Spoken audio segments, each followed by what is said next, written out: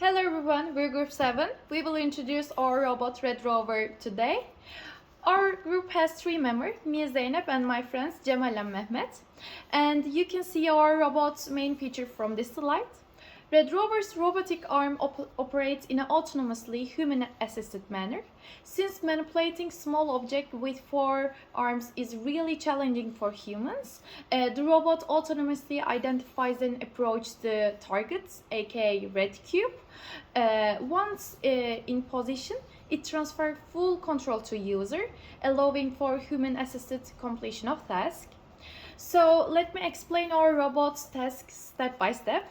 Our chase is going to the area with remote control, and after it detects the target, the robot are moving autonomously to that point, and after reaching that point, the control is going to the user. The user can control the object, the user can put the object anywhere else, or the user can collect it. This is give our robot a chance to use in many different fields. We managed to our main goal, which is develop the remotely controlled chases and develop a robotic arm with both remote and autonomous capabilities. During timeline, we developed 3 prototypes, and all of them were good enough to put in senior day. However, we try to make them better and better. And here is our robot assembly and main components that we use. We use inverse and forward kinematics and Mecanum wheel kinematic equation. We performed also mass analysis. In this slide, you can see mass properties of the mass for the worst case. To evaluate the mechanical performance of Red Rover, we have conducted dynamic analysis that includes impact and collision. Here are the material properties or the PLA material we used for 3D printing. Here are boundary conditions for our gripper. Here is the dynamic force that we've used in this boundary condition. We have extracted this from analytical results in the literature, and we have aimed for a safety factor of 1.5. As you can see here, we comply with the safety factor requirements for each part. I will skip through.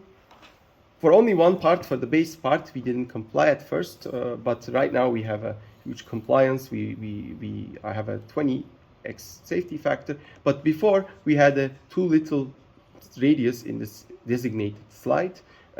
We have increased it to 3 millimeters later down the line to decrease max stress to comply with our requirements.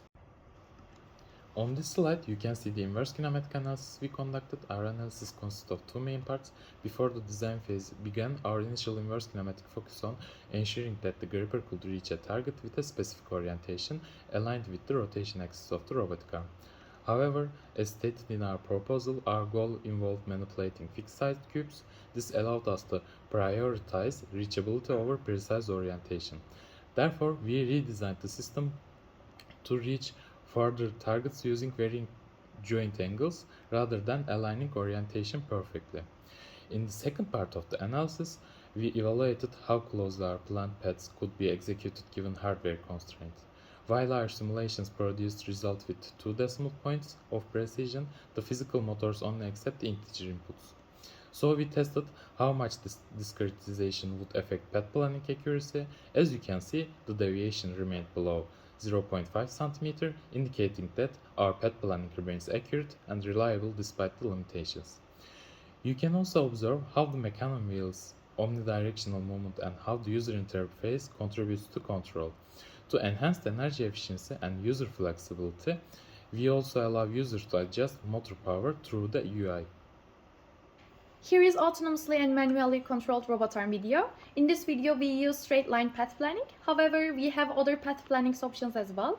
We can select half circle up, half circle down, and half 8 path plans as well. Choosing path planning is highly desired feature in real life robot arms. Here is other videos path plannings. And here is the red cube detection video. After we get feedback from Metin Hoca, we record this video for challenging case. For more challenging scenarios, we introduced obstacles along the path, highlighting the critical role of path planning. You can see one such case here. Right now, you're seeing our main teleoperation interface that we use. We're controlling forward kinematics as in the left side of the figure, and we're controlling the inverse kinematic as it's can be seen in the right figure. And in inverse kinematics, we're giving options to the user. As you know, inverse kinematics equations doesn't have just one solution, usually have many solutions. So we're listing them and giving a user a chance to choose the solution. We're also making live stream and vision. When you click the what was in this frame button, it basically explains what was in the video.